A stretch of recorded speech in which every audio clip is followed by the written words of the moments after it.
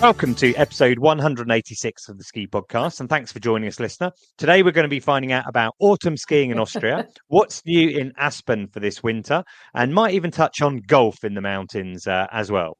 Now, my name is Iain Martin. I'd like to introduce my guest today.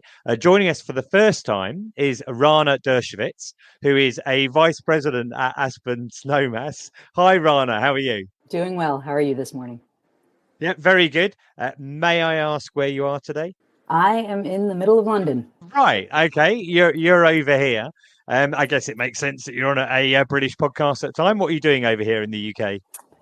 I'm over here with Colorado Ski Country. We are talking to a number of different journalists around around London, trying to make sure that you guys here in Great Britain know about some of the exciting stuff that's going on in Colorado skiing. Certainly this will help, although I'm going to come on to how many of our listeners are in the UK a little bit later on, but it's just tipped over to half being international. And also joining us today, regular guest Rob Rees. He was last on the show in episode 179 telling us about the Aosta Valley. Hi, Rob. How are you going? Good morning, or buongiorno, should I say? Well, that's probably a clue as to where you are. Where are you today, Rob?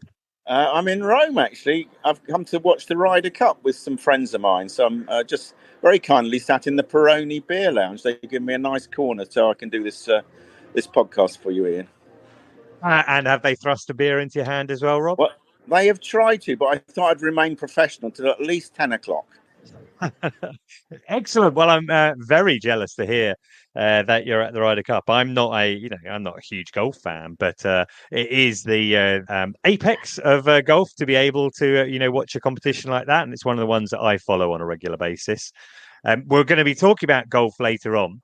But my first question for my guests I always like to ask, this is one for you, Rana. When were you last on snow? When did you last ski or snowboard? That's a good question this time of year. The last time would have been right before our closing day, so end of April of 2023. What were the conditions like then?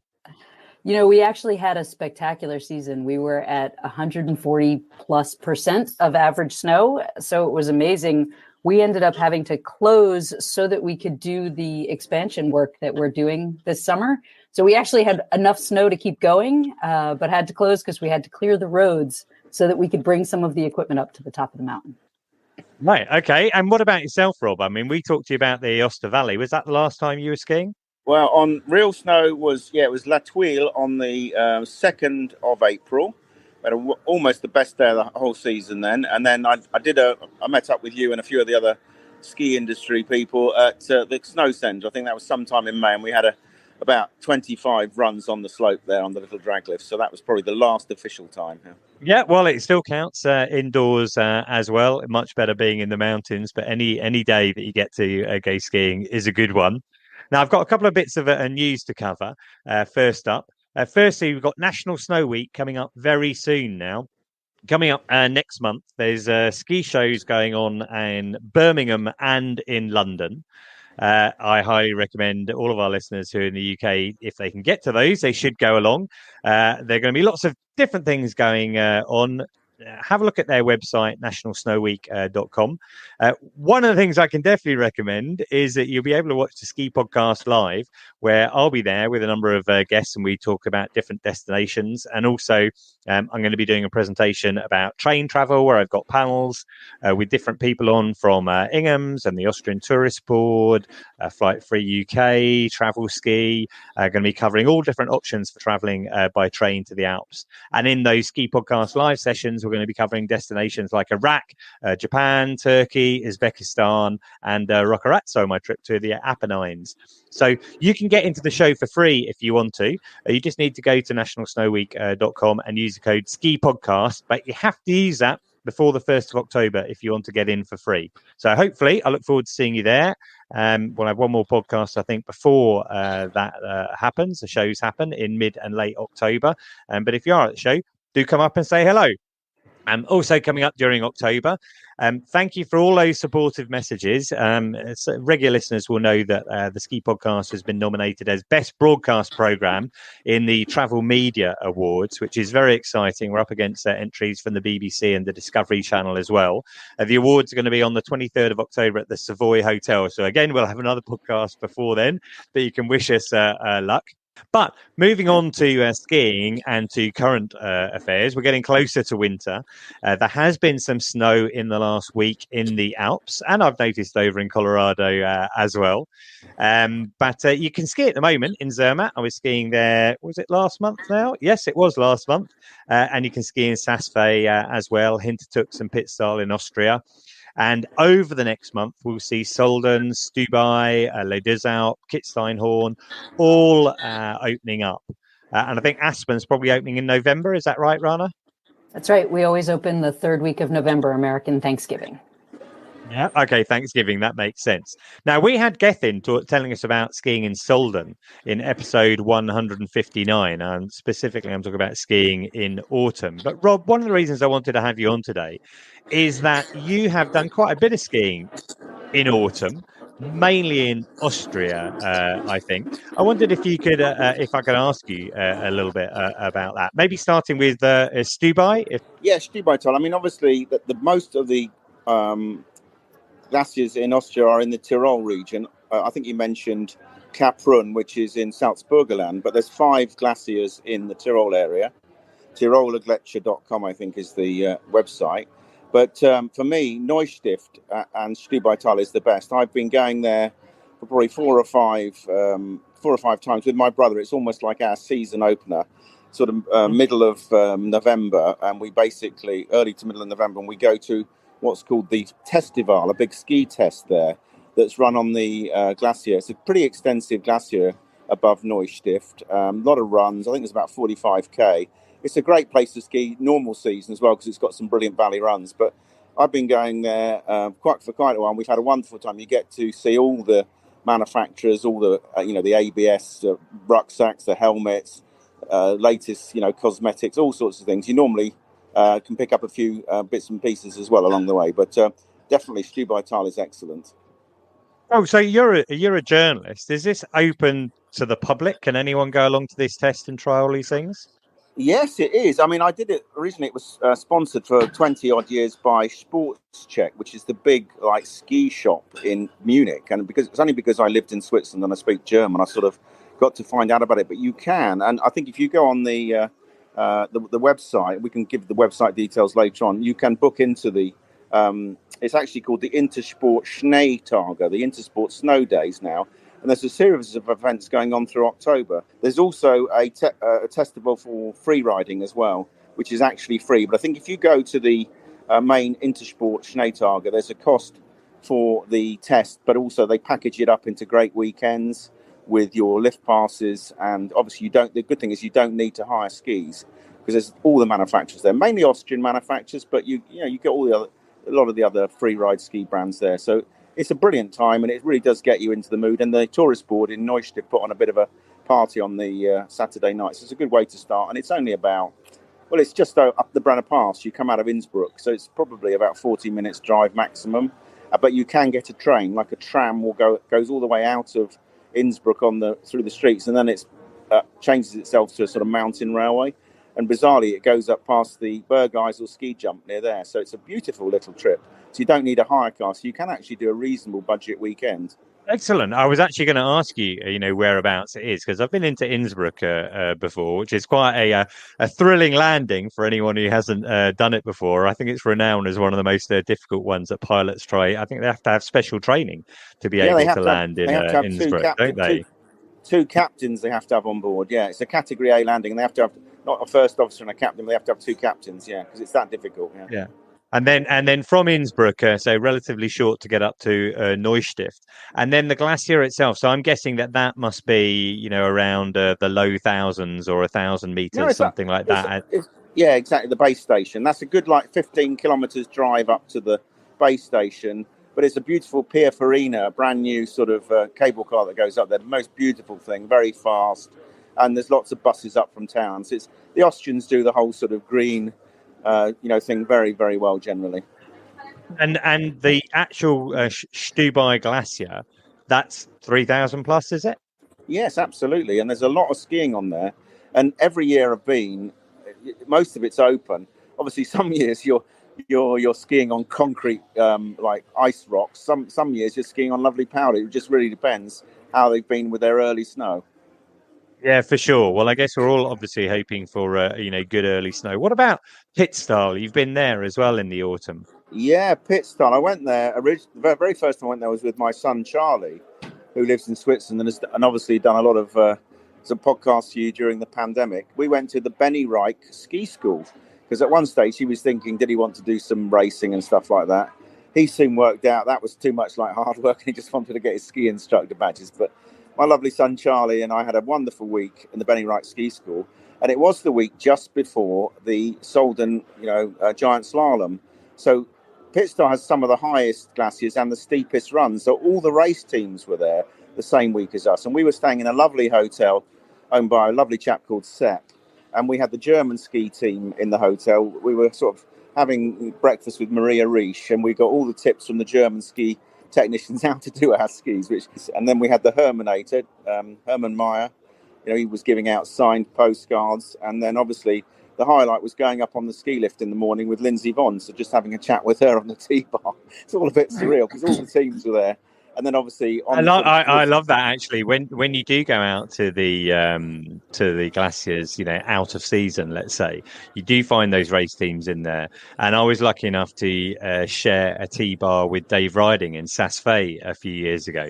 Just happened to be out there. It's not a big area where they ski, and everyone just goes down, comes up the same T-bar. And he was sitting there or standing there in front of me in the queue, and I said, "Oh, hello, Dave." I'd actually spoken to him before, interviewed him on the podcast before.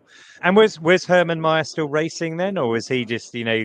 Yes, he was. It was towards the end of his career. It was towards the end of his career because I think they were all racing on the week, and then on about the Friday they all headed over to Solden because they obviously have the opening races there on the. I think it's is it the Tiefenbach or the Reschenbach glacier? There's two glaciers over in Pitztal, so they all nipped over there for the races that weekend. And just to give us a bit of kind of understanding, so Pitztal, where is that? How does that fit into the geography? What's your village that you're staying in? You have got 5 glaciers in Tyrol. So you've got Stubai, which is Neustift, Pitztal, which is Solden and Obergurgl. You have Pitztal, and then you have obviously Kaunertal and Hintertux. Everybody knows Hintertux has got Meyerhofen and Zillertal. That's the big sort of party destination for British skiers. I think the nearest they're all in a line basically. The one that's a bit of an outlier is Kaunertal. But Pitztal is incredibly close to Innsbruck as well. I think that's back towards the Alberg, if I remember correctly, towards Landeck. But you've got Stubai near Innsbruck, and then you go west towards Switzerland, and I think you've got Pitztal and then Pitztal, or the other way around. And then you've obviously got Kaunertal and Hintertux much more towards the other side. And obviously Kaunertal is heading a little bit towards Surfhaus, Fisladis, and down toward Nauders and towards the edge of South Tyrol. So. But you've got there's a thing called the White 5, which is a ski pass, and you can buy into the ski pass. I think it gives you a number of, you can go on any of the resorts. But if you want to have a fun week, I'd say, in maybe late October, early November, and maybe go midweek, because on the weekends a lot of the Poles turn up. There's a few national holidays, and the Poles and the Czechs descend en masse to Stubai. So if you went midweek and bought the sort of White 5 pass, you could sort of potter between the various things and maybe base yourself in Innsbruck. Depends what you want to do, really. But I'll put a link into the show notes for the White 5. I actually think Innsbruck is a great place to base yourself. I really enjoyed it when I was there. Very Absolutely. Pretty town, not too big, some beautiful architecture there. Really quite surprising. Particularly, I think the tram system, was it designed by Zara Hadid? Zara Hadid, the one that goes up onto the Nordkette, a couple of stations. Yeah. So you clomping through the streets in your ski boots, and then you go on to this futuristic Olympics 2012 type contraption. And the Nordkette is amazing. It's an amazing place to ski, even just for a couple of hours. Yeah, although Nordkette wouldn't be open at that time of year. No, that'll be December. But when it does open, basically all the office workers in Innsbruck pile out of their offices and go up there for the afternoon. Yeah, well, I could see why they would do that, and that it's worth having a look at the lifts that go up to Nordkette because they really are beautiful. The other area that you mentioned, which is outside of the Tyrol, over, I think you're saying in the Salzburg area, is Kitzsteinhorn, which is kind of above Kaprun, Zell-am-See, is that right? That's correct. That's very well. So you've skied there as well? Yeah, very tried and tested. Again, I think I did that with Charlie. Charlie learned to ski in early December. So we used to go to Saalbach Hinterglemm. which is not far from Zell am See, which is my favourite ski resort anywhere, and I'll be going there for my 60th in January. So we had a couple of brilliant early Decembers, and obviously, as you know, early Decembers can be a bit variable. And then one year we had a poorer one, and we ended up going up onto the Kaprun Glacier with the tens of thousands of other people. And it's a pretty extensive glacier. I've actually also been on a golf press trip where we actually skied in the morning, golfed in the afternoon, and swam in the lake in the evening. So obviously there's some wonderful golf around Zell am See, but I'm not a massive fan of Kaprun, because I suppose I've always had days where it's been whiteouts and it's been very busy, but that was only because there was a lack of snow in Saalbach. Yeah, I mean, it's funny how your perceptions of certain resorts, if you only get to go there on occasion, can be affected by the type of weather that you get, when you go. But that is very interesting. Okay, let's you mentioned golf there. Let's bring it into the conversation. You're at the Ryder Cup. You're obviously very keen on golf. I was at Ski Launch. I think I mentioned it in the last podcast. Ski Launch, big event for the industry, which was held earlier this month. And I ran the forum for that, which we had a panel all about golf, because we're really interested in the crossover between golf and skiing, and how golf has dealt with the challenges that skiing has as well, of accusations of elitism and a maturing, aging clientele. And that was really interesting. But you've been playing golf in the mountains quite a lot over the years. Yeah, for a long time. I suppose I got my very first break into ski writing because I got invited. I had a very good friend of mine who was the editor of Golf World in Peterborough, and he said, we've got this press trip to Austria. None of our journos want to go there. Well, they're all poo-pooing it, and you speak German, so why don't you go along? And went along and had this most amazing long weekend. Helicopters between courses, flying over glaciers, as I said, skiing in the morning, swimming in the evening. And we went to the Salzburgland and we played some absolutely wonderful golf courses. Really beautifully kept. Obviously, you know as well as me that the greenery and the flowers come back very quickly in May and June when all the snow melt has happened. You're playing golf at a higher altitude, so the ball goes further. In my case, it goes further into the deep rough. And beautiful flowers, and it's a stunning scenery. You've got old barns, hay barns on the course. Obviously, the Austrians do everything well from a hospitality perspective. That sort of Germanic mindset gives, very, very good greenkeeping. And it's incredibly good value. There's a concept called the Golf Alpine card, where you get, I think, 5 green fees for about €250 on championship golf courses. And there's a brilliant company called Golf in Austria who, will organise everything for you, have partnerships with great hotels. And we did a trip, for example, with the same guys I'm at the Ryder Cup with in June. We had a lovely trip to Zell am See. I'm aware that you can play golf in a number of places in the Alps. When I was out in Crans-Montana a couple of years ago, I was going for a run, and I think they hold the European Masters there. Have you ever played in Crans-Montana? No, but it's been on my list, and I've had an open invite to go for a while. I have actually, when I lived in Switzerland, when I was living in Zug in the mid-90s, I went both of the years to watch the tournament, because it's all the great players go there, because the prize purse is very, very good. I think they get awarded all sorts of strange gifts like cowbells and things if they win it. And Severiano Ballesteros had a great reputation there, and he'd won it many times, and there's some of the most amazing, miraculous shots.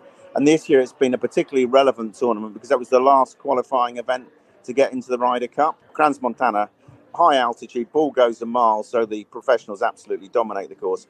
But it's the most wonderful place to go and watch golf, because you look across the Valais down to Sierre and Sion, and then you've obviously got Verbier on the other side, and you've got Mont Blanc as well. It's the most unbelievable golf course to go and spectate. Cool. Well, that's excellent, Rob. I really appreciate that, the insight into the glaciers in Austria, and a little bit about golf as well. I'm going to have to go because my battery's low, and that beer is getting a bit warm over there in the Peroni. Okay, well, in which case, Rob, thanks very much for joining us, and I look forward to catching up with you again soon. That was really interesting to hear from Rob. Rana, you live in the mountains. Do you play golf yourself? Well, I have played golf. We have golf in Aspen. We have a number of different courses all around the area. You're kind of avoiding the subject there. So do you play as well? I have played. I would not call myself a golfer, though. Right. Okay. Let's stick to skiing then. So you're really excited to have you on the show. I know you're in the UK at the moment talking about to people about what's new for Aspen for the coming winter. And I think the big news is there's some terrain expansion. It's the biggest in 40 years. I think I'm right in saying. So therefore, that's quite unusual. You often find with ski resorts that, lifts get upgraded and lifts get replaced, but you don't often find so much that you end up having new terrain or new areas, added within the area. So I wondered if you could tell us a little bit more about, what that is and where it is and how difficult it was maybe to make it happen. Sure. Yeah, we're very excited about the terrain expansion that we're doing on Aspen Mountain, one of our 4 mountains. It is a 20% expansion of the Aspen Mountain terrain, all of it's high elevation and north facing. So very excited to have an area that will hold snow from early season to late season. We've been working on the Heroes expansion. That's what we're calling it. We've been working on that literally since the 90s. It has been on our plan. Right. So it's been quite the long haul to get us here, and we're super excited to have it opening this winter. Okay. When you say it's been on the plan since the 90s, so is it environmental reasons that have, made it slow to happen? I guess, there's a lot of stakeholders involved in this. It really is about the stakeholders, less environmental concerns, more about the community and concern about the community being too busy or growing too much. The territory that we're expanding into is effectively side country. So there were some folks who were a little bit concerned about it, but we worked very closely with the U.S. Forest Service, who own a portion of the land. That's our federal government.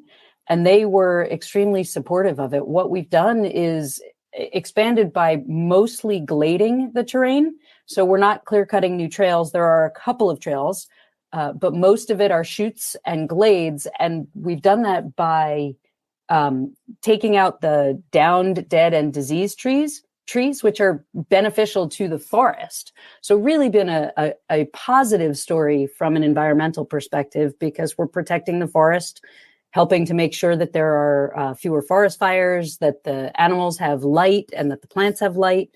So it's been all positive on the environmental front. Okay, that's really interesting here. I mean, I've got lots of different thoughts as you're talking there. I mean, firstly, I love that side country. We don't have that here. Back country, people understand what that is. Side country makes me think there's a lift going up there already, and people could ski down there if they wanted to, but it wasn't part of the official kind of terrain area. Is that right? That's correct. If you took the gondola up to the top of Aspen Mountain and went out the backside of the mountain, you could get to this area. It was outside of our territory. It was not controlled, but you could ski out there, and many people did. You would have to hike out or go for part of it. We have now added a lift that goes down 1,200 feet, so 400 meters. All of it is above 10,000 feet, so above roughly a little over 3,000 meters. So high altitude terrain. And now it is going to be controlled. It will be within our borders, but it still feels very special. It looks out up Independence Pass, which is the Continental Divide here in the United States. Super high elevation, spectacular mountains. And you look out there, you don't see town at all. You just see wilderness. Oh, I love the idea of that. Obviously, you could hike there previously, but now it's more accessible. Can I ask you a question then? You called it the Heroes area. Why is it called that? Yeah, we named it the Heroes area in honor of the heroes who were part of making it happen. And that includes our managing partner, Jim Crown, who passed away this year. But it also includes heroes from our community, the patrollers who first went out into that area and looked at it. We have a run that is named, a chute that is named after the first female instructor on Aspen Mountain, a number of the local community members who were part of making this terrain possible. And so we've called it Heroes to honor them. It's their terrain. Cool. I like the sound of that. And you said that, it's taken quite a while, for this to happen. You're talking about a 20%, did you say 20% increase in the overall terrain available on Aspen Mountain? Is that right? That's correct. 20% of the terrain on Aspen Mountain, yes. So maybe some of the local objections was, the additional number of skiers coming in and cars and things. Is that what the concern was? I think it was that, and simply expanding. There were some who were concerned about it getting too big. Right. Okay. But evidently you've managed to assuage their fears. I think more members of the community were excited about the amazing skiing that we're going to be providing. Cool. And so that hasn't opened yet. Will that be officially open when you open on Thanksgiving weekend in the back end of November? We're hoping it'll be ready to open. It'll depend on the snow. Yeah, for sure. Well, I mean, you said that last year you had 140% of your average snow, and we saw that over here in Europe. I wouldn't say we were necessarily starved, but what we saw in Europe last year was, below average snowfall at lower altitudes and above average altitude snowfall at higher altitudes. But we're looking at the States and the amount of snow that was coming down over there with a lot of jealousy some of the time. Fingers crossed. Let's have snow everywhere for this winter. And that opening weekend, so you aim to open for Thanksgiving. I mean, do you find that is even bigger than Christmas or equivalent to Christmas in terms of number of people coming in? No, we really start a little bit slow and build up to Christmas. So Thanksgiving is more for our locals. We don't tend to get nearly as many people coming in for that opening day, but it's a wonderful special time. Everybody's very excited to get out on snow. There's a lot of happiness, a lot of costumes, and a lot of fun. I like the sound of that. And that's quite interesting. You mentioned locals. That brings me on to a kind of another side of things. So, Aspen Snowmass is part of the Ikon Pass, I think I'm right in saying. Yes, and you talk about, locals, but if you have an Ikon Pass and, a number of, different passes are available these days, you can ski in lots of different ski areas. Have you found the Ikon Pass has made a difference in Aspen? People, coming in from other areas, taking advantage of that and getting full value out of it? We've been really happy with the Ikon Pass. We found it has been a wonderful way to give new people the opportunity to experience Aspen. Particularly for us, we have found a number of people from Denver, from a different part of Colorado, who come over on the Ikon Full. You get 7 days at Aspen throughout the season, unrestricted. And if you're on the Ikon Base Plus, you have 5 days. Those have restrictions over the holidays, but it's been a great way for new people to test out Aspen. And we tend to believe we're pretty sticky. So when somebody tries us once, they're going to come back. Excellent. And actually, we should probably just cover this. I mean, you mentioned there's 4 mountains there. Do you just want to clarify what which they are? Sure. Aspen Snowmass is made up of 4 mountains. It's Aspen, which is the jewel of our resort, right in the middle of town. The bottom of the mountain comes literally to the base of town. Then we have Aspen Highlands, which we often call our locals mountain, which has the Highland Bowl, which is extreme terrain, high elevation, some of the steepest skiing in Colorado. Buttermilk Mountain is we call it our playground. It's both the beginner mountain where families and kids can learn how to ski. It's also the home of X Games and has been the home of X Games for over 20 years. So it has one of the few super pipes in the United States. Right on the front of the mountain, you can sit at our base lodge, Buttermilk Mountain Lodge, and look up at the super pipe when the kids are doing crazy tricks there. And then our largest mountain is Snowmass. Snowmass is about 15 minutes away by free shuttle. It has a whole base area, and it is over 3,300 acres. So the largest resort range of terrain from beginner through extreme. Yeah, I mean, to British people, I have to say that acres probably doesn't mean so much. We tend to think in terms of kilometers of piste. I mean, that sounds really interesting as well. That it's interesting that the family area is also the X Games area. Yeah, we love that we call it the playground, one of our playground areas, right? The kids love to play there as they learn to ski, and as they get older, they play in whole new and different ways. One thing that I did want to say, though, when you talk about acres versus kilometers of piste, one of the things that we are known for is the ability to not only ski on piste, but ski through the trees and glades in ways that make the number of runs or the amount of kilometers of run not necessarily the right way to look at the resort. There's so much more opportunity to ski if you want to go into different glades. Also, there's a kind of, I think Winston Churchill said that America and Britain were two countries separated by a common language. What are glades? What does that mean? So glades are where we have thinned the forest so that there is enough room to ski through the trees in a comfortable way if you're a good skier, or in some of our easier glades if you're less of a good skier. But you're skiing through the trees. You're not on a run or on a piste. It's not groomed, and you're sort of playing in the forest as you go down. Yeah, cool. Well, I love the sound of that, and I really like that type of skiing myself as well. So that's really interesting about the Ikon Pass because personally, I go to Zermatt, reasonably often. I'm very lucky to do that, and that's on the Ikon Pass as well. And talking to people there, they have noticed that Americans are increasingly coming over and taking advantage of that.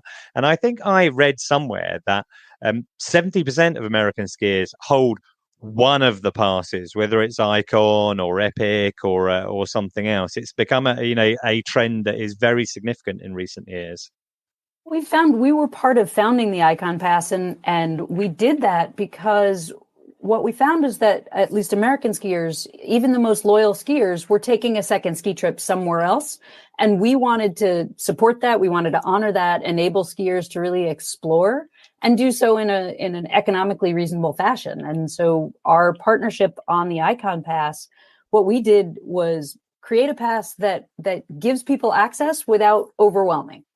So like I said before, on Aspen, you get 7 days unrestricted, and that lets people try it and then go to another resort if that's what they want to do. Go to Europe. If the snow is great in Europe, go to Japan, go to Australia, or go elsewhere in Colorado. Right? We have so many wonderful resorts in Colorado, and quite a number of them are on the Ikon Pass, so you can do a little road trip. Yeah, well, the American road trip, I think, is one of those things that's on maybe everyone's bucket list to do it at some point. Sorry, there is another pass as well, called the Mountain Collective Pass, which also includes Aspen. How does that differ? What's the difference so the Mountain Collective Pass, we were actually part of founding that as well back in 2012, and it was in many ways our first foray into exploring the multi-mountain pass. On the Mountain Collective Pass, you get 2 free days at each of the Mountain Collective resorts, and then you can buy 50% off any additional days that you want to buy. It's unlimited throughout the season. So if you want to take shorter trips, sort of the boys trip or the girls trip for a weekend here, a weekend there, it's the perfect pass. It's a little bit less expensive because you get only 2 days versus the 7 days or unlimited on the Ikon Pass. But if you like to sample, it's a great pass. Yeah, I mean, we mentioned the road trip, and in fact, I was going to bring this in later, but I might as well put it in now. I was looking at our stats, and I saw that just looking over the last 30 days, and it was for the first time more than half of our listeners were from outside the UK. So it is an international audience. I'm sure there's lots of people here who have, Aspen on their list. I actually saw 21% of our listeners were in the States. So, listener, if you're in the States, you're probably appreciating this feature on Aspen right now. But if you're thinking about that road trip, it strikes me that getting one of these passes, whether it might be the Mountain Collective Pass or the Ikon Pass, is probably a very effective way of going about it. Absolutely. And even, if you're coming from Great Britain, we have amazing airlift into Aspen, directly into Aspen. So you can come visit us from Great Britain as well, or all over Europe. Obviously, one of the you have to fly to be able to get to Aspen if you're in the UK, and sustainability. I mentioned before, how I'm leading a couple of panels about train travel. Trying to reduce emissions is important. It's not that I don't fly at all. I went to the States myself. I think it was last year. But from a sustainability point of view, Aspen, I would say, has been ahead of the curve. I remember writing a blog post about the great name called Give A Flake campaign, probably 3 years ago now on Ski Flight Free. But Aspen has been very involved in advocacy, trying to encourage people to lobby to make change. I wondered if you could elaborate on that at all? Certainly. At Aspen, we recognize that climate change is an existential threat to the country, to the world, to the ski industry, and we all have to play our part. We're not telling people not to ski. In fact, we think that coming to the mountains and experiencing nature and connecting with nature helps people understand why it's so important to protect our planet and protect our climate. But we have been very vocal on climate change issues for many, many years. Give A Flake was a campaign where we really pushed people to register to vote, to speak up about climate, to send postcards to their senators, to their representatives, to talk about why we care deeply about climate. But Give A Flake was not the first time that we spoke up on climate. We are this year having our 25th anniversary of our first sustainability report. So we've been doing this for decades. In 2006, we had a campaign called Save Snow. So way back in 2006, we were already talking about the concerns about climate change. It's something that we care deeply about. And Aspen was founded by Walter Pepke, who talked about the Aspen idea. And that vision was bringing people to the mountains, engaging with them, causing them to think a little bit differently, causing them to think about the world, and sending them back to their homes to be better people and to make the world a better place. And we believe that it is part of our responsibility to push that forward, to be part of that Aspen idea, and to continue to do that on climate. Yeah, well, I'm completely with you there, Rana. I certainly believe that time spent in nature is extremely valuable, and we're very mindful of the fact there is this existential threat towards skiing. Sometimes skiing, gets a bit of a bashing, and there's maybe a bit of an ignorance out there about the relative, carbon costs, let's say, of running snow cannons and things like that. There are a lot of factors at play, but Aspen itself, you mentioned that long history of being involved and the advocacy side of things. I was also, there's a really good section on your website all about the sustainability side of things. I was reading about the Environment Foundation. We have an employee-run foundation called the Environment Foundation. We ask employees and offer them the opportunity to donate. We donate, we match those donations, and all of the money goes to environmental causes. We're also, we are greening our operations as much as we can, but we recognize that climate change is a global issue. No one person can fix it. No one company can fix it. We have to, as a society, we have to change how we approach energy if we're going to solve climate. And in fact, I think it was last winter, there's extremely striking sculpture that you had on the slopes, which was a melting gondola. And I'll put a link to it in the show notes, listener, if you've not seen it before. But you commissioned that, is that right?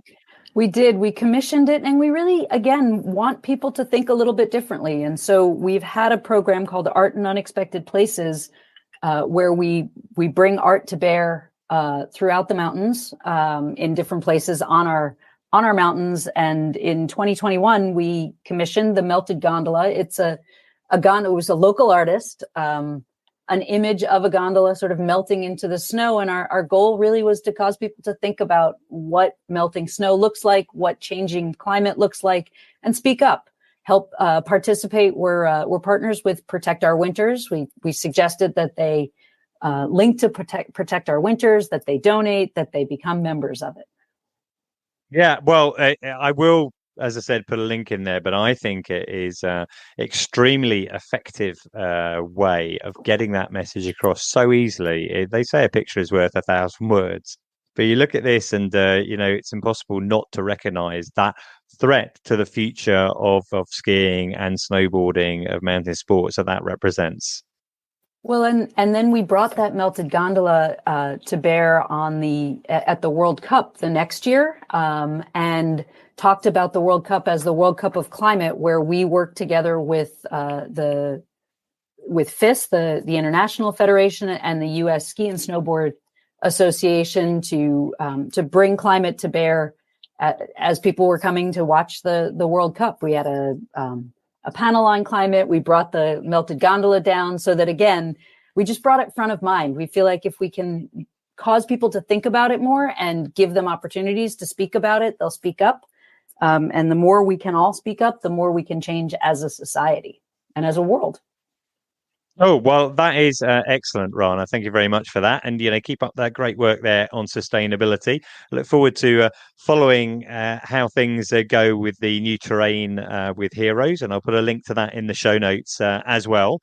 We're just going to move towards a close now. I enjoy all feedback about the show. I like to know what you, listener, think. So if you have any ideas for features, contact me either via social at the Ski Podcast or email the skipodcast@gmail.com.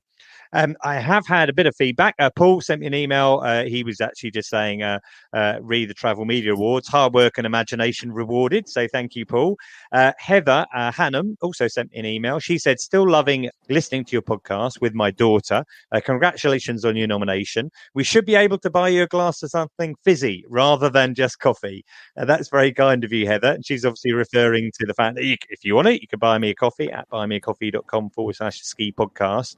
Paul Son actually did buy me a coffee. Very kind of him. He said, I live in the US and really enjoy your podcast. In 2022, you gave me some advice about skiing in Courchevel during the pandemic. Absolutely no problem. And, off the podcast, I've given some more advice about coming over to ski in Europe again this winter. Heather also made a good point about dry ski slopes. She thinks they could be promoted much more, making them more sustainable relative to indoor skiing. And I think that's a really interesting topic that I'm going to try and cover in a future episode. So thanks very much for that, Heather. Now, if you like the podcast, there are a couple of things you can do to help. You can review us on Apple Podcasts. We've got 103 ratings on there now, or Spotify, where we've got 30 ratings. I mentioned you can buy me a coffee if you want to. You might be interested to know that 51% of listeners catch a podcast on Apple Podcasts, 34% on Spotify, and that our listens are up 20% over the last year. And there are actually 186 episodes to catch up with now. And in the last week, 115 were listened to. And I mentioned before that for the first time when I've been checking these stats, more than half of our listeners were from outside the UK. So, listener, if you are outside the UK, let me know. I'm always really interested. And, we'll always try and include, more coverage from different places around the world. Although I think we do pretty well if you look at our back catalogue. So otherwise, you can follow me at Skipedia and the podcast at the Ski Podcast. But for now, I would like to thank L'Etoile Valley for sponsoring the show and thank my guests today, Rob, who's already left us, and Rana. Thank you very much for joining us, Rana. Thank you so much for having me. It's a pleasure. And finally, listener, thank you for joining us. And until next time, goodbye.